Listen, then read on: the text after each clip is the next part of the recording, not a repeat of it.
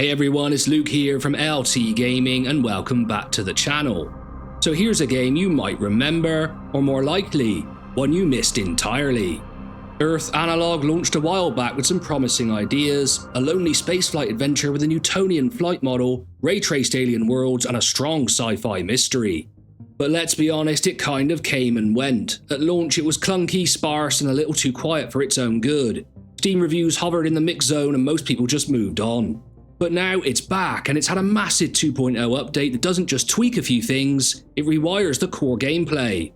So is this a comeback story of a forgotten space sim? Let's dive in. If you've ever wanted a space sim with a true sense of solitude and scientific exploration, this might scratch that itch. It's not a combat-heavy dogfighter or a space empire sim, it's more like 2001: A Space Odyssey meets Subnautica. You're scanning unknown planets, mining for resources, solving puzzles, and slowly uncovering the mystery behind the Dimension device. There's something compelling about being out there alone, watching a storm roll over an alien landscape while your ship hums in the background.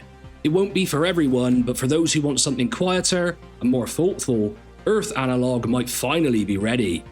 Alright, before we get too excited, it's worth mentioning that Earth Analog hasn't suddenly become a AAA space epic. This game still feels a bit bare bones at times, some systems are undercooked and the pacing can be very slow. It's not the kind of game that holds your hand, and that's both a strength and a weakness. You're alone in space with little direction, and for some players that can feel aimless rather than immersive. Add to that a UI that still needs a bit more polish and occasional flight jank, and it all reminds you this is still a small indie title. And yeah, the 64% review score on Steam starts to make sense. But here's the thing, despite all that, Earth Analog is something a lot of space games don't, is trying to do things differently. Alright, let's talk about what's actually changed, because the 2.0 update is here, and it's not just a patch, it's more like the game's second debut. First off, base building is in and it's way more advanced than I expected. You're not just plonking down prefab modules, you can build actual outposts, the detailed brick by brick system. And it apparently even supports something known as SNOT, S-N-O-T. I mean, I've never heard of it, but apparently it's a building technique. Basically, if you like getting creative with construction, this could be your playground. I do still think that they need to make some improvements to the base building, but overall, it's a great added element. Then there's planetary research. You can now scan alien vegetation, drop atmospheric probes, and slowly piece together the secrets of each system. It adds a whole layer of purpose to exploration that just wasn't there before. Flight controls have also had a full rework, there's a new auto-leveling system, smoother planetary approaches, and a more intuitive throttle setup. It doesn't feel nearly as clunky as it used to, which makes a big difference on those long-distance cruises or tight landings. You also get upgrades and progression now. As you explore, you can earn expedition points, and you can spend those on more than 50 different ship systems. That means more tools, more flexibility, and more reasons to keep pushing forward. And there's also an online discovery database, so when you find a new planet or unlock a secret, it gets logged and you're credited for it. It's a cool way to leave your mark on the universe, especially if you're the first one there. For those who know what I'm talking about, there's nothing quite like finding those systems in Elite Dangerous that have never been discovered before. I spent a few days traveling out to the unknown sectors and yeah, my partner was like, "What are you doing?" I was like, "Look, just don't ask, it's a gamer thing." And finally, the visuals have had a serious glow up. Volumetric clouds, ray marching updates, full polygon mesh rendering. I don't know what any of that means, but it sounds great.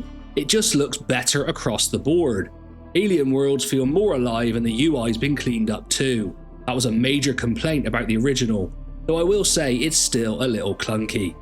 Just a quick interlude everyone to say do consider subscribing to LT Gaming. We do pledge to bring you lots of excellent previews in the future and incredible lists which can really expand your wish list. So you're definitely going to get something from it, and both me and Tom appreciate all of you. So Earth Analog 2.0 update, yeah, it's not just a tweak, it's a full systems upgrade. So the natural question is, where does the game go from here? The 2.0 update feels like a foundation. New systems open the door for deeper survival mechanics, more meaningful exploration loops, and maybe even narrative expansion. The roadmap itself states that in 2.1 there will be shipbuilding, new cloud tech, and HUD-based jumping. Moving into 2026, they're looking at a probe system, time dilation, nebulas, planet rotation, and even black holes. If the developer keeps refining what's there, especially the flight feel and resource management, there's real potential for this to become a cult favourite. I'd love to see more mission structure or events to push you through the universe. Right now it's still largely self-directed, but a bit more structure could help pull new players in. Though the changes they did make with the quest system are great. Now if you're wondering how this stacks up against other space games, here's where things get interesting.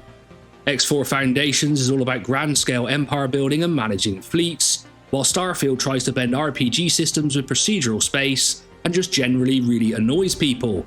No Man's Sky leans heavily into crafting, multiplayer and sandbox freedom. But Earth Analog, it sits in its own quiet corner. There's no faction war, no trading economy, no galaxy-wide diplomacy. It's focused intentionally on the feeling of deep space, isolation and discovery. That makes it more atmospheric, more meditative. If you love the mood of something like Outer Wilds or even Lone Echo, this might hit the same nerve, though it's not nearly as polished. It's not competing with the big budget space sims, it's carving out something different, something more personal. If that sounds like your kind of voyage, it might be exactly what you're looking for. Look, I'm not saying this is the greatest space sim ever made, but I've really enjoyed my time with it, and I think the key word in the above sentence was meditative. It really did have that effect on me. It's a very chill game, and I think some people should give this another chance. So yeah, in summary, Earth Analog might not be perfect, but in 2025 it's suddenly worth a second look. The 2.0 update breathes real life into what was a mostly forgotten title, and in a space sim landscape full of delays and endless promises, it's refreshing to see a game quietly improve itself and invite players back. And if you act quickly when you see this video, it's on sale 50% off until June 2nd. Let me know, have you played Earth Analog, or are you tempted to check it out now? Drop a comment below, and if you've enjoyed this breakdown, don't forget to like and subscribe for more deep dives into the best and most overlooked games out there. Me and Tom like to do a bit of everything. I've been Luke from LT Gaming, and as always, I'll catch you on the next one.